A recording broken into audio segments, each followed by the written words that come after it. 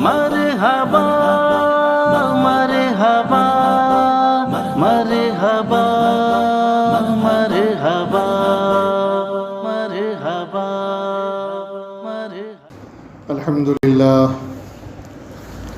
لله كفى وسلام على عباده الذين اصطفى أما بعد فقد قال الله تبارك وتعالى في القرآن المجيد والفرقان الحميد فأعوذ بالله من الشيطان الرجيم بسم الله الرحمن الرحيم يا أيها الذين آمنوا اتقوا الله ولتنظر نفس ما قدمت لغد واتقوا الله إن الله خبير بما تعملون وقال الله تبارك وتعالى يا أيها الناس اتقوا ربكم إن زلزلة الساعة شيء عظيم يوم ترونها تذهل كل مرضعة عما أرضعت وتضع كل ذات حمل حملها وترى الناس سكارى وما هم بسكارى ولكن عذاب الله شديد وقال الله تبارك وتعالى يوم يفر المرء من أخيه وأمه وأبيه وصاحبته وبنيه قال النبي صلى الله عليه وسلم عجلوا بالتوبة قبل الموت وقال النبي صلى الله عليه وسلم الکیس من دان نفسه وعمل لما بعد الموت او کما قال علیہ الصلاۃ والسلام۔ بزرگان محترم اور عزیزان گرامی، گزشتہ کئی جمعہ سے فکر آخرت کے سلسلے میں گفتگو چل رہی تھی۔ اس موضوع کو اس لیے بھی منتخب کیا گیا کہ پچھلے 2 سال سے پوری دنیا کی جو حالت ہے اور ساری دنیا کی ساری قومیں وبا میں بلا میں مبتلا ہیں اور آئے دن ہزاروں سینکڑوں کی اموات ہو رہی ہے۔ پوری دنیا کا نقشہ بدلا ہوا ہے، حالات روز بروز بدلتے اور بگڑتے جا رہے ہیں، لیکن اس کے باوجود بھی عام طور پر دیکھنے میں یہ آ رہا ہے کہ امت مسلمہ میں آخرت کی کوئی فکر پیدا نہیں ہو رہی ہے۔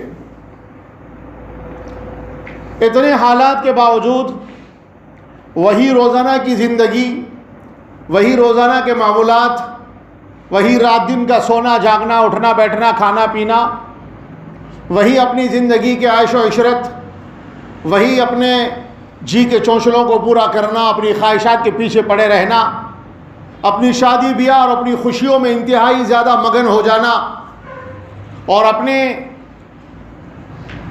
زندگی کے قیمتی لمحات کو دنیا اور دنیا کے پیچھے لگا دینا، گنوا دینا، لٹا دینا، یہ امت میں عام ہے۔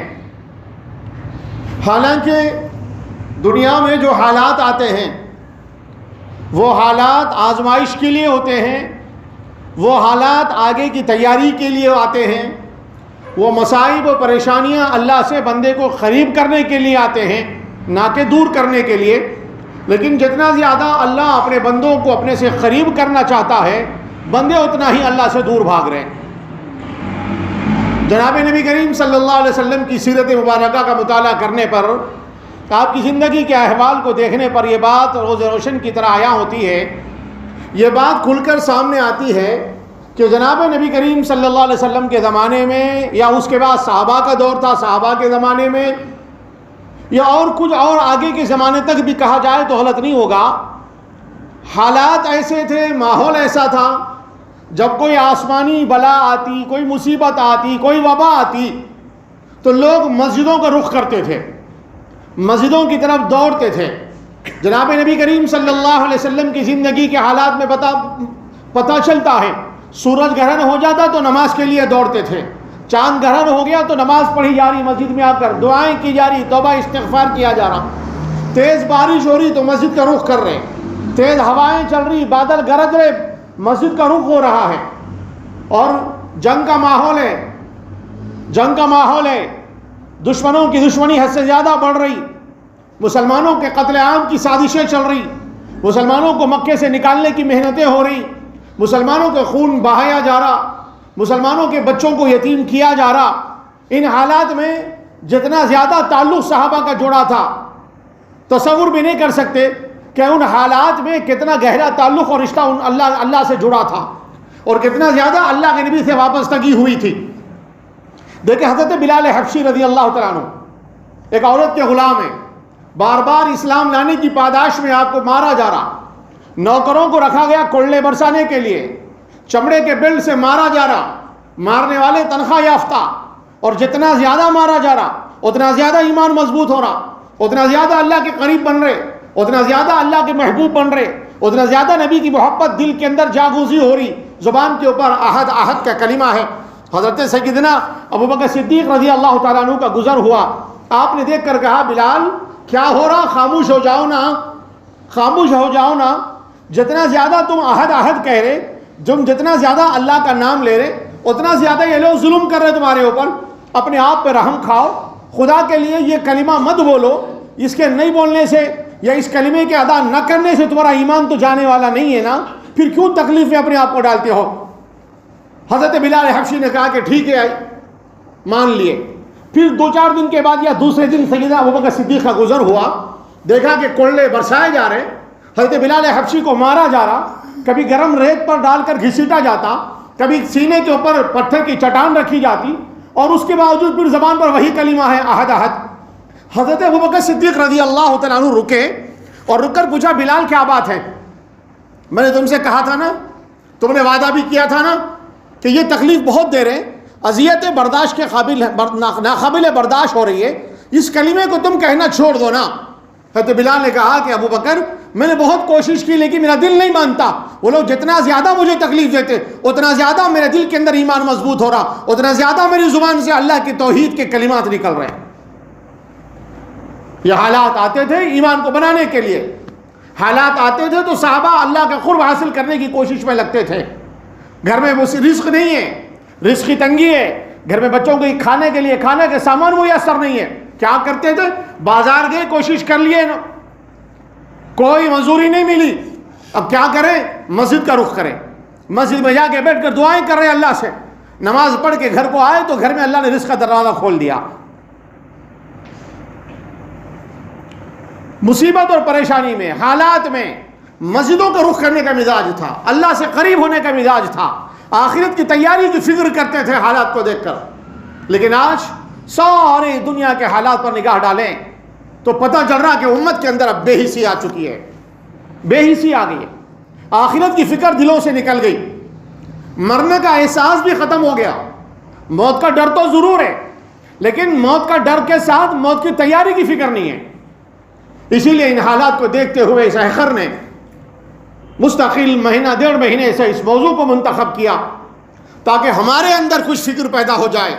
ہم لوگ جو مسجدوں کو آنے والے، جو جمعہ میں وقت سے پہلے تھوڑا پہنچنے والے ہیں، مختصر ہے لیکن ہیں، کم سے کم ہماری زندگی تو بدل جائے، ہمیں تو کچھ احساس ہو جائے. اس لیے مستقل یہ موضوع کو اختیار کیا گیا.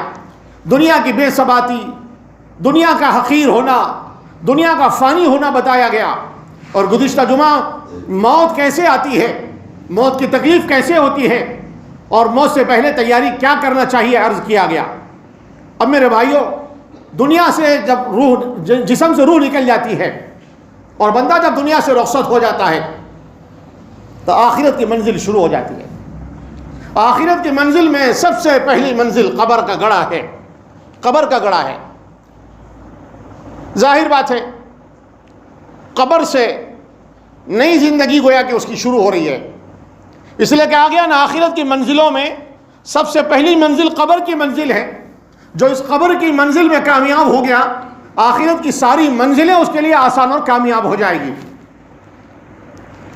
دنیا میں نہلا کر پاک صاف کیا جاتا ہے، نیا کپڑا پہنا کر 4 آدمی اپنے کاندھوں پہ اٹھا کے مسجد یا قبرستان لے جاتے ہیں، نماز جنازہ ادا کر کے لوگ قبر کے اندر ڈال دیتے ہیں. چاہے وہ دنیا کا بڑے سے بڑا مالدار آدمی ہو، وقت کا بادشاہ ہو، دنیا کا رئیس زادہ ہو، کوئی اللہ والا ہو، کوئی علم والا ہو، عام آدمی ہو، خاص ہو، کوئی بھی ہو، ہر ایک کو وہی 2 گز کا کفن ملنے والا ہے. ہر مرد کو 3 چادریں اور عورت کو 5 چادریں ملنے والی ہے. اور سب کا سب قدر کا کپڑا ہوگا, کاٹن کا کپڑا ہوگا, سستا کپڑا ہوگا. ایسا نہیں دیکھے ہوں گے کہ کوئی کروڑ پتی آدمی ہے تو اس کو کوئی ایسا قیمتی لاکھوں کروڑوں روپے کا کفن پہنایا گیا ہو. کوئی وقت کا بادشاہ ہے, چاہے کوئی ملک کا سربراہ اور بادشاہ بھی ہو, اس کو بھی وہی 3 سفید کپڑے اڑائے جاتے, پہنائے جاتے ہیں. کتنا بڑا مالدار بھی ہو, انہی کپڑوں کے اندر دنیا سے جانا ہے. اور انسان کی بے رخی اور بے توجہی کا یہ عالم ہے کہ پتہ ہی نہیں ہے کہ ہمارا کفن کا کپڑا بازار میں آ چکا ہے, ہمیں احساس بھی نہیں ہے. کتنے لوگوں کو ہم نے اپنے ہاتھوں سے کفن پہنایا یا کفن پہناتے دیکھا, اور کتنے جنازوں کو ہم نے کفن پہنا کر اٹھایا یا اٹھاتے دیکھا. ہمارے اندر کیا احساس پیدا ہوا؟ آج لوگ دوسروں کے مرنے پر بھی اپنی آخرت کی فکر نہیں کرتے. عام طور پر دیکھ لو, کسی کا انتقال ہو جائے اور آدمی ملاقات کے لیے جاتے ہیں, تعزیت کے لیے جاتے ہیں, پہلا سوال یہ, کب مرے, کیسا مرے, اور اپنے وقت پہ مرے, موت آئی تو مرے. لیکن یہ جملے مجھے ایسا لگتا ہے کہ فیشن کے جملے ہو گئے ہیں. ملنے جاتے ہیں تو یہی پوچھتے ہیں کیسا ہوا انتقال, کب ہوا انتقال, گھر میں ہوا کہ دواخانے میں ہوا. ارے مرنے والا مر گیا, جانے والا جا رہا. اب یہ وقت اس کی فکروں میں لگنے کا نہیں ہے کب مرا, کیسے مرا, کیوں مرا. نہیں, اب تو فکر یہ کرنا کہ میری موت کیسے آئے گی, میرا کیا ہوگا, میرا کیا ہوگا, یہ سوچنا ہے. ایک جنازہ جا رہا ہے, ایک آدمی نے ایک بزرگ سے پوچھا, اللہ والے کس کا جنازہ ہے؟ بولے تیرا جنازہ ہے. غصے میں آ گیا اور آئل فائل بکنے لگا, کیا بول رہے حضرت, میرے کو خواہ کی زندے کو مار دیتے کیا تم, میرا جنازہ کسی. ارے ٹھیک ہے رے بھائی, اگر تیرے کو ناراضگی ہو رہی, تجھے برا لگ رہا, تو تیرا نہیں میرا جنازہ ہے. یہ کس کا جنازہ ہے, کیا ہے, یہ پوچھنے کا وقت نہیں ہے. یہ تو اپنی خبر کو یاد کرنا, اپنی موت کو یاد کرنے کا وقت ہے. کتنے اللہ والے ایسے تھے دوسروں کے جنازوں کو دیکھ کر روتے تھے. دیکھنے والے یہ سمجھتے شاید ان کا کوئی قریبی عزیز ترین رشتہ دار کا انتقال ہو گیا, کوئی ان کے بالکل انتہائی قریبی تعلق والے کا انتقال ہو, اس لیے رو رہے. نہیں, عام آدمی کا جنازہ ہے. کہتے کہ بھئی اس کا تو جو ہوگا ہوگا, یہ تو چلے گیا چلے گیا, اس کے ساتھ کیا گزرے گی وہ جانے, اللہ جانے. لیکن میرا کیا ہوگا, میری موت کیسے آئے گی, مرنے کے بعد میرا کیا انجام ہوگا, قبر میں میرا کیا استقبال ہوگا, مجھے اس کی فکر لگی ہوئی ہے, مجھے اس کی فکر لگی ہوئی ہے. تو میرے بھائیوں, یہ دنیا میں رہ کر قبر کی تیاری کرنا ہے, اور قبر کی تیاری موت سے پہلے کرنا. موت کے بعد کوئی تیاری نہیں کر سکتا آدمی. موت کے بعد تو موقع ہے ہی نہیں کسی چیز کا. موت سے پہلے اپنی قبر کی تیاری کرنا ہے. قبر میں لٹا دیں گے, قریب سے قریب رشتہ دار بھی ہے, جان دے دینے والی بیوی بھی کوئی قریب آنے کو تیار نہیں ہوگی. ہر ایک کو فکر ہوگی کہ جتنا جلدی ہو سکا جنازے کو اٹھاؤ. وہ دوست, وہ رشتہ دار جو ملنے کے لیے بے چین و بے قرار رہتے تھے, ایک دن بیٹھ کر ساتھ چائے نہیں پیے, بے چینی ہو جاتی. ایک دن ملاقات نہیں ہوئی تو فون پہ فون آ جاتا, کیا بات ہے ابھی آج ملاقات نہیں ہوئی, کیا بات ہے آپ ہوٹل کی طرف نہیں آئے, کیا بات ہے آج بس اڈے کی طرف نہیں آئے, کیا بات ہے آپ فلاں جگہ آپ سے ملاقات نہیں ہوئی, کیا بات ہے آج آفس پہ نہیں آئے, کیا بات ہے آج آپ کی دکان نہیں کھلی, آج آپ کی یاد آ رہی, بے چینی ہے. اتنی محبت کرنے والے, اتنی محبت کرنے والے بھی. آپ دیکھیے عام طور پہ کیا ہوتا, جنازے کے پاس آتے ہیں, چہرہ دیکھتے ہیں اور پوچھتے ہیں میت کب کر رہے ہیں, جنازہ کب پڑھا رہے ہیں. کوئی یہ نہیں کہتا کہ رکھو تھوڑے دن, ہم روز دیدار کرتے رہیں گے, ہمارا محبوب تھا, ہمارا جگری دوست تھا, ہمارا قریبی رشتہ دار تھا, رکھ لو اس کو 2-4 دن اور, جلدی مت کرنا, دیر تک رکھے رہنا. کوئی نہیں کہے گا آپ کو, آج تک کوئی نہیں کہا. ہر ایک کہتا ہے کہ جلدی کر دو, موسم بدل رہا, دھوپ نکل رہی, ارے بھائی عصر میں کے بجائے ظہر میں کر دیتے اچھا ہے, عشاء تک بہت وقت ہو جا رہا, عصر میں کر دیتے بہت اچھا تھا, مشورہ کر لو, جلدی کر دو, گرمی بڑھ رہی, دھوپ بڑھ رہی, بدبو شروع ہو جائے گی جنازے میں, میت سڑ جائے گی, جلدی کرو. میرے بھائیوں, نہ بیٹے رکھنے کو تیار ہیں, نہ شوہر کو بیوی گھر میں رکھ لینے کو تیار ہے, نہ اولاد کو ماں باپ رکھ لینے کو تیار ہے, نہ دوست اپنے دوست کی ڈیڈ باڈی کو اپنے خود اس کے دوست کے گھر میں بھی رکھنے کو تیار نہیں ہے. سب کو فکر ہے جتنا جلدی ہو سکے پہنچا دو. قبر کے گڑھے میں ڈالتے ہیں, مٹی ڈالتے ہیں. کوئی کتنا بھی تعلق والا ہو, آج تک کبھی کسی اپنے محبوب کے ساتھ قبر میں دفن نہیں ہوا. کوئی قریبی سے قریبی رشتہ دار، کوئی جگری دوست بھی ہے تو قبر تک ساتھ آتا ہے، اس کے بعد کوئی ساتھ نہیں آتا. ایک مرتبہ نبی کریم صلی اللہ علیہ وسلم نے ایک مثال دے کے صحابہ سے فرمایا، جس کا خلاصہ یہ ہے. حضور نے پوچھا کہ دوست 3 قسم کے ہوتے ہیں. ایک دوست وہ ہے جو پوری زندگی ساتھ دیتے ہیں، پوری زندگی ساتھ دیتے ہیں، جب تک جسم میں روح ہے اس وقت تک دوست دوستی نبھاتا ہے، رشتہ دار رشتہ داری نبھاتے ہیں. اور ایک دوست وہ ہوتا ہے جو مرنے کے بعد بھی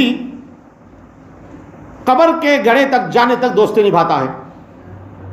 کچھ رشتہ دار وہ ہوتے ہیں جو موت کے بعد بھی رشتہ داری نبھاتے ہیں. اور آگے فرمایا ایک دوست وہ ہے جو پوری زندگی ساتھ رہتا ہے، مرنے کے بعد بھی ساتھ رہتا ہے، یہاں تک کہ قبر میں ڈال دینے کے بعد بھی اس کے ساتھ رہتا ہے. حضور نے پوچھا کہ ان 3 دوستوں میں سے کون سا دوست بہتر ہے؟ کون سا دوست بہتر ہے؟ پہلے والا جو زندگی تک ساتھ دے، دوسرے والا جو قبر کے گڑھے تک ساتھ دے، یا تیسرا وہ جو کل مرنے کے بعد جنت پہ جانے تک ساتھ دیتا رہے؟ وہ بہتر ہے. ظاہر بات ہے، سمجھ میں آنے والی بات ہے کہ وہ دوست زیادہ بہتر ہے جو موت تک بھی ساتھ رہے، قبر کے گڑھے تک بھی ساتھ رہے، قبر میں بھی ساتھ رہے، حشر میں بھی ساتھ رہے، حساب کتاب کے وقت بھی ساتھ رہے، جنت میں جانے تک ساتھ رہے. وہ دوست سب سے اچھا دوست ہے.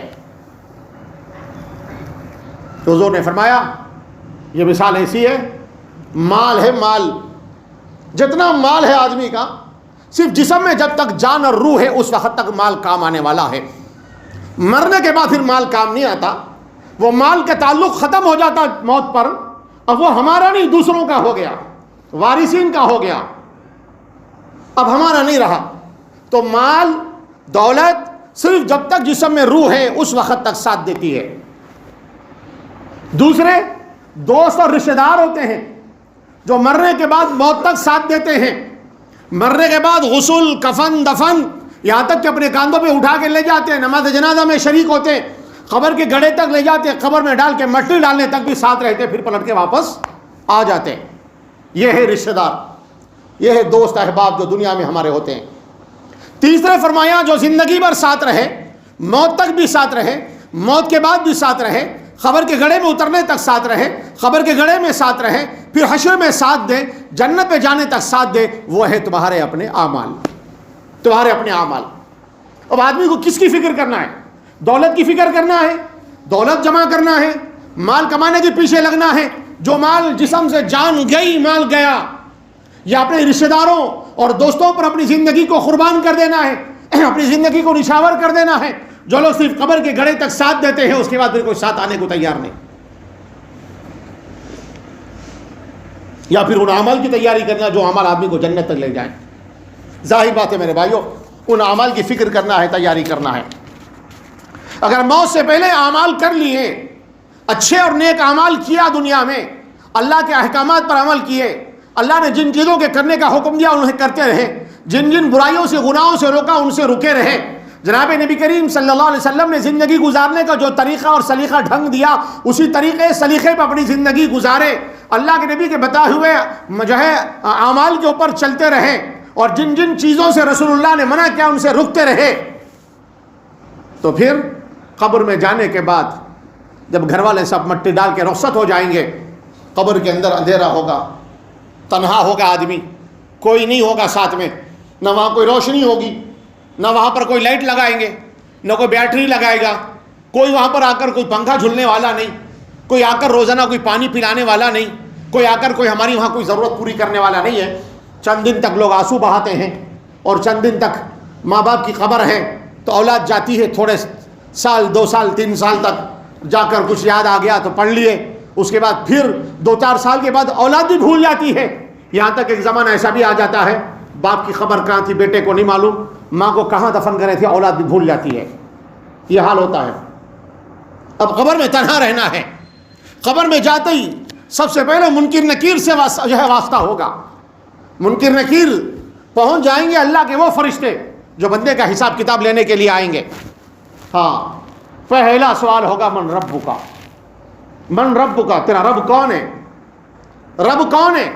اگر دنیا میں رب کو مانا، دنیا میں رب کی مان کے چلا، دنیا میں اللہ سے تعلق کو جوڑا، دنیا میں اپنے رب سے رشتے کو مضبوط کر لیا تھا، تو قبر میں بھی اطمینان رہے گا اور بڑے اطمینان سے کہے گا ربی اللہ. ہاں دنیا میں اللہ اللہ بولے گا نا تو قبر میں بھی زبان سے اللہ نکلے گا. اگر نہیں دنیا میں دنیا کے پیچھے پڑا رہا اور دنیا کا کاروبار میں دولت کمانے میں اور دنیا کے گویا کہ عیش و عشرت میں زندگی بسر کر کے چلے گیا تو جب پوچھا جائے گا من رب کا، تیرا رب کون ہے، تو اس وقت میں ہائے افسوس کہے گا لا ادری، آئی ڈونٹ نو، میں نہیں جانتا، مجھے نہیں پتا میرا رب کون ہے.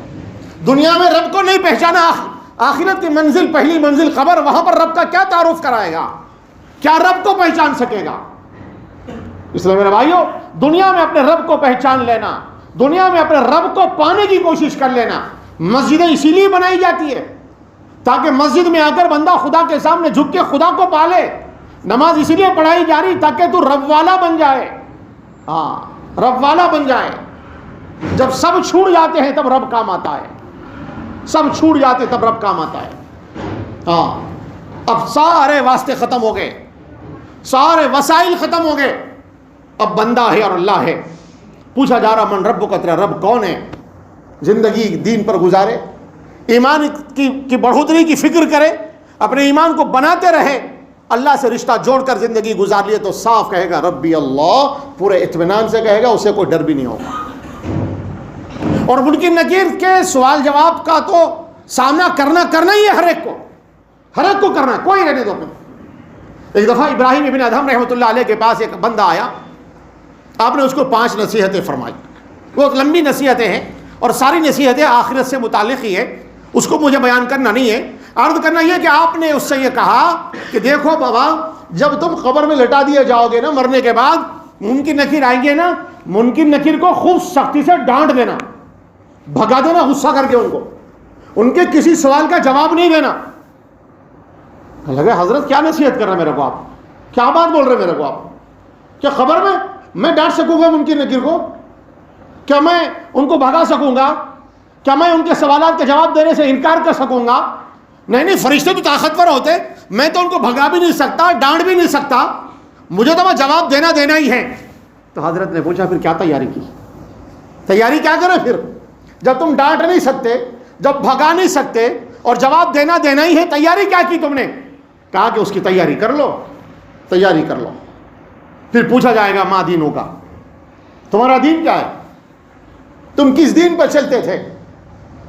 دینداری زندگی میں تھی، دینی تعلیمات پہ عمل کرتے رہے، دین پر چلتے رہے، 100% دین کو اپنی زندگی میں اور اپنے گھر والوں کی زندگی میں داخل کرنے کی فکریں، محنتیں، کوششیں، کاوشیں کرتے رہے، تب کہے گا دین الاسلام، میرا دین اسلام ہے، میں دین اسلام پر مرا ہوں، میری موت اسلام پر آئی ہے، میں اسلام کو ماننے والا ہوں، میں مسلمان ہوں. اور اگر دین کی محنت نہیں کیا، دین کو زندگی میں لانے کی فکریں نہیں کیا، تو صاف کہہ دے گا وہی جواب لا ادری، میں نہیں جانتا، مجھے نہیں معلوم کیا ہے. تیسرا سوال، جناب نبی کریم صلی اللہ علیہ وسلم کی شبیہ مبارک کو دکھایا جائے گا. بعض روایتوں میں آتا ہے کہ اس کی قبر سے لے کر جناب نبی کریم صلی اللہ علیہ وسلم کی قبر اطہر کے پردوں کو ہٹا دیا جائے گا، زمین کے اندر سے دکھایا جائے گا چہرے مبارک. ہاں دیدار کرایا جائے گا قبر میں اور پوچھا جائے گا جانتے ہو یہ شخص کون ہے؟ ان کے بارے میں تمہارا کیا خیال ہے؟ پہچانتے ہو انہیں؟ زندگی میں اگر تعارف ہوگا، زندگی میں اگر نبی سے تعلق جوڑا ہوا ہوگا، زندگی میں نبی کی محبت کو اپنے سینے میں اتارا ہوگا، نبی کی سنتوں پہ چلا ہوگا، نبی کے جیسی زندگی گزارنے کی کوشش کی ہوگی، نبی کے جیسے بال، نبی کا جیسا چہرہ، نبی کے جیسے کپڑے، نبی کے جیسے بول، نبی کا جیسا اٹھنا بیٹھنا، نبی کے جیسا کھانا پینا، نبی کی جیسی ہماری طرز زندگی اگر گزارا ہوگا تو صاف کہے گا ارے یہ تو میرے آقا ہے، یہ تو میرے سرکار ہے، انہی پر تو میں ایمان لایا ہوں، یہ سیدنا محمد رسول اللہ صلی اللہ علیہ وسلم ہے۔ وہ کیا منظر ہوگا میرے بھائیوں، کبھی تصور بھی کیا کریں، کبھی بیٹھ کے سوچیں، اتنے بے فکر ہے، روزانہ کبھی 2 منٹ نہیں ملتے ہمارے کو اپنی خبر کے بارے میں بھی سوچیں۔ کبھی یہ تو سوچ لو کہ اللہ کے رسول کا دیدار کرایا جائے گا، پوچھا جائے گا۔ اگر اللہ کے نبی کا ماننے والا، نبی کا چاہنے والا ہے تو کہے گا کہ یہ میرے رسول ہے، یہ اللہ کے آخری رسول ہے، خاتم النبیین ہے۔ اور اگر نبی کی سنتوں سے دور رہا، نبی کی تعلیمات سے دور رہا، نبی کے طریقوں سے روگردانی کرتا ہوا زندگی گزارتا رہا، سنتوں کی جنازے نکالتا رہا، نبی کی تعلیمات کا دھجیاں اڑاتا رہا اپنی زندگی میں، تو پھر اس وقت بھی اللہ کے رسول صلی اللہ علیہ وسلم کے چہرے انور کو دیکھنے کے باوجود بھی صاف کہے گا لا ادری، میں نہیں جانتا، آئی ڈونٹ نو، مجھے نہیں معلوم یہ کون شخص ہے۔ اب بھلا سوچو اس سے بڑا بدبخت کون ہوگا؟ پھر جو عذاب ہوگا، الامان والحفیظ، فرشتے اس وقت جو کوڑلے برسائیں گے، جو آگ کا ہتھوڑا لے کے مارتے رہیں گے، فجر سے لے کے ظہر تک، ظہر سے عصر تک، روزانہ فرشتوں کی باری بدلتی رہے گی، اتنا ماریں گے، ایک مرتبہ اگر اس ہتھوڑے سے مار دے مردے کو 70 ہاتھ زمین میں دھس جائے گا، 70 ہاتھ، قریب 100 فٹ کے 100 فٹ کے قریب اندر دھس جائے گا، پھر نکالا جائے گا، پھر مارا جائے گا، قیامت تک یہی عذاب ہوتا رہے گا۔ اسدوں کو چھوڑا جائے گا، زہریلے سانپوں کو قبر میں چھوڑا جائے گا، جو اتنا خطرناک زہر ہوگا، روایت میں آتا کہ ایک دفعہ اگر زمین کے اوپر وہ اپنا زہر کا تھوڑا سا اثر چھوڑ دے، پھونک مار دے، قیامت تک زمین کے اوپر گھاس نہیں ہوگی، اتنا زہر ہوگا۔ ایک مرتبہ ڈسے گا، مردہ اندر پھنسے گا، ڈسے گا، پھنسے گا مردہ اندر، پھر نکالا جائے گا، قیامت تک یہ عذاب ہوتا رہے گا۔ جہنم کی ہوائیں چلائی جائے گی، وہ گرمی قبر کے اندر ہوگی۔ اللہ ہم سب کی حفاظت فرمائے۔ اور اگر نیک تھا، قبر میں اتارتے ہی قبر اس کا استقبال کرتی ہے، تیرا آنا مبارک ہو، روئے زمین پر چلنے والوں میں تو مجھے بہت محبوب تھا، میں تجھے بہت چاہتی تھی، میں تیرا انتظار کر رہی تھی، تو کب آئے گا میرے پاس اور میں تیرا استقبال کروں۔ قبر آگے بڑھ کے استقبال کرتی ہے، قبر تا حد نگاہ کشادہ ہو جاتی ہے۔ اللہ زمین کو اتنا پھیلاتے جدھر چاہے بندے کی نگاہ چلی جائے، کشادہ ہی کشادہ۔ قبر میں روشنی ہو جائے گی، قبر میں روشنی ہوگی، ہاں، جنت کی کھڑکیاں کھول دی جائے گی، جنت کی ٹھنڈی ہوائیں آئے گی، جنت سے بستر لا کے بچھایا جائے گا، اور اس وقت کہے گا نم کنومت العروس، سو جا، جیسے نئی نویلی دلہن سو جاتی ہے، جیسے نئی نویلی دلہن پھولوں کی سیج پر خوبصورت بستر پر سوتی ہے، تو بھی اطمینان سے ان پھولوں کے بسترے پہ سو جا، آرام کر لے یہاں۔ جنت دکھائی جائے گی اس کو، جنت کے نظارے دیکھے گا اپنی قبر سے، اور قیامت تک کی صبح تک اپنی قبر میں رہنا ہے۔ کتنا وقت لگے گا نہیں معلوم، کتنا زمانہ لگے گا نہیں معلوم، قیامت کب قائم ہوگی نہیں پتہ۔ اس لیے میرے بھائیوں، اللہ نے مجھے اور آپ کو موقع دیا ہے، قیامت سے پہلے، موت سے پہلے اپنی آخرت کی فکر کریں، اپنی قبر کی تیاری کریں۔ قبر کا عذاب بہت دردناک عذاب ہے، اللہ کے رسول بار بار پناہ مانگتے تھے قبر کے عذاب سے۔ حضرت عثمان غنی رضی اللہ تعالیٰ عنہ قبرستان جاتے نا، کسی قبر کے سامنے گزرتے بے تحاشا روتے تھے، اتنا روتے تھے آنسو کی جھڑی گرتی تھی۔ کسی نے پوچھا کہ آپ اللہ کے کسی اور عذاب پر اتنا نہیں روتے، جہنم کے عذاب پہ آپ اتنا نہیں روتے، آخرت کے کسی اور عذاب پہ اتنا نہیں روتے، قبر کا تذکرہ آ جاتا یا قبر سامنے آ جاتی تو اتنا روتے۔ کہتے کہ قبر آخرت کے منزلوں میں سے پہلی منزل ہے، جو یہاں کامیاب ہو گیا آگے کی ساری منزلیں اس کے لیے کامیاب اور آسان ہے، اور جو یہاں پھنس گیا آگے ہمیشہ پھنستا رہے گا، جو یہاں ناکام ہو گیا ہمیشہ کی ناکامی اس کے قدموں میں آئے گی۔ بڑا دردناک عذاب ہے اس کا، اس لیے میں اس سے ڈرتا ہوں، مجھے رونا آتا ہے۔ اسی لیے رسول اللہ صلی اللہ علیہ وسلم نے امت کو تعلیم دی، گاہے قبرستان جایا کرو، ہر جمعرات قبرستان کا دورہ کیا کرنا، کبھی ادھر بھی چلے جانا قبرستان کو بھی، تفریح کے لیے جاتے، پکنک کے لیے جاتے، جنگلوں بیابانوں میں جاتے، جھرنوں میں کے پاس جاتے، ڈیم کے پاس جاتے، کبھی کبھی قبرستان بھی جانا چاہیے، جا کر تھوڑی دیر بیٹھنا، سوچنا کہ میرا کیا ہوگا، ایک وقت آئے گا میں بھی یہاں آ کے سوؤں گا۔ اسے دعا بھی سکھائی نا قبرستان جانے کی، السلام علیکم یا اہل قبور، سلام ہو اے قبرستان والوں تم پر، اور بہت جلد ہم بھی تم سے ملاقات کرنے والے، ہم بھی آ کے ملنے والے ہیں۔ یغفر اللہ لنا ولکم، اللہ ہماری تمہاری مغفرت کرے اور ہماری تمہاری ملاقات ہوگی، ہم بھی اسی قبرستان میں آنے والے ہیں۔ کبھی بیٹھ کے سوچنا قبرستان جا کر، کبھی تو جانا۔ شب برات آئی تو ایک دفعہ جا کے اماں بابا کی خبر پہ جا کے فاتحہ درود پڑھ لے کے آ گئے، ہو گیا؟ نہیں، جمعرات قبرستان کا جانے کا معمول بنانا چاہیے، اور دوسروں کے جنازوں میں شریک ہونا۔ اور شریک ہونا ایک تو ان کا حق ہے ہمارے اوپر، دوسرے اپنی آخرت کی فکر اپنے اندر پیدا کرنے کے لیے بھی شرکت کرنا۔ کبھی جنازوں کو اٹھاتے ہوئے آج تک کبھی احساس بھی ہوا ایک وقت آئے گا اس کی جگہ میں لیٹا رہوں گا، یہی ڈولا ہوگا، یہی چارپائی ہوگی، اور لوگ اس کو جس طرح آج ہم اٹھا کے لے کے جا رہے ہیں، جیسا ہم کھانا دینے کے لیے ایک دوسرے کے آگے بڑھ رہے ہیں، ایسے میرا بھی جنازہ ہوگا، لوگ کھانا دینے کے لیے ایک دوسرے سے آگے بڑھتے رہیں گے، ایک دوسرے کو ڈھکیلتے رہیں گے، چاہے گا کہ مجھے بھی موقع مل جائے کاندھا دینے کا، میں بھی کاندھا لگا دوں اس کو، مجھے اور آپ کو بھی اس چارپائی پہ اس ڈولے میں لیٹنا ہے۔ تو کبھی نماز پڑھتے ہوئے کبھی خیال میں آنا چاہیے کہ آج میں اس کی جنازے کی نماز پڑھ رہا ہوں، کل لوگ مجھے بھی یہاں سامنے لٹا کر میری نماز جنازہ پڑھیں گے۔ کبھی خبر میں مٹی ڈالتے ہیں، تعجب ہوتا ہے، ایسی بے رخی سے بس یوں 3 مٹھی لیے یوں ڈال دیے، بازو گھٹ گئے۔ کبھی سوچے جیسے آج میں اس کے اوپر مٹی ڈال رہا ہوں، کل میرے اوپر بھی لوگ مٹی ڈالیں گے، جیسے آج لوگ جمع ہوئے ہیں فلاں صاحب کے لیے، کل میرا بھی وقت آئے گا تو ایسے لوگ آ کے کھڑے ہوں گے۔ کوئی بھی محبت کرنے والا بھی یہ نہیں سوچے گا کہ ارے مٹی کیسے ڈالوں اس کے اوپر، نہیں، ہر ایک تو مٹی ڈالنا سنت ہے، آگے بڑھ چڑھ کے مٹی ڈالیں گے، دعائیں پڑھتے ہوئے مٹی ڈالیں گے۔ کبھی سوچنا ہے مٹی ڈالتے وقت میں میرا بھی کیا ہوگا، مجھے بھی تو آنا ہے، دفن ہونا ہے۔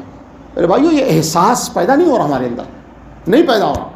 اس کی وجہ یہ ہے کہ دنیا کے اندر انتہائی زیادہ پھنسے ہوئے، یہ سمجھے ہوئے کہ مجھے مرنا نہیں ہے۔ دوسرے جمعہ میں جو شوق ذوق سے وقت سے پہلے مسجدوں کو آتے تھے بیان سننے کے لیے، وہ ذوق بھی ختم ہو گیا۔ جمعہ کے بیان کو سننے کو تیار نہیں ہے، محلے کے ہفتہ واری اجتماعات میں بیٹھنے کو تیار نہیں ہے، علماء آئے تو ان کے جلسوں میں بیانات میں شریک ہونے کو تیار نہیں ہے۔ کب فکر پیدا ہوگی؟ کہاں پیدا ہوگی فکریہ؟ کہاں پیدا ہوگی فکریہ؟ یہ پورے عالم کے اندر حالات بدلے ہوئے ہیں، یہ احساس دلا رہے ہیں کہ اپنی اپنی تیاری کر لو۔ اللہ سے دعا ہے اللہ مجھے اور آپ کو اپنی آخرت کی، خاص طور سے اپنے قبر کے منزل کی فکر کی توفیق عطا فرمائے۔ اس کے لیے روزانہ 5 وقت کی نمازوں کا اہتمام، قرآن کی تلاوت، اللہ کے ذکر کا شوق اپنے اندر، چلتے پھرتے اٹھتے بیٹھتے مصنون دعاؤں کا اہتمام، اور اللہ کو یاد کرتے رہنا چاہیے۔ حلال و حرام کی فکر کرنا، حرام سے بچنا، گناہوں سے برائیوں سے اپنے آپ کو بچا کے رکھنا، انشاءاللہ زندگی بھی آسان ہوگی، موت بھی آسان ہوگی، خبر کی منزل بھی آسان ہوگی۔ اللہ ہم سب کو عمل کی توفیق عطا فرمائے۔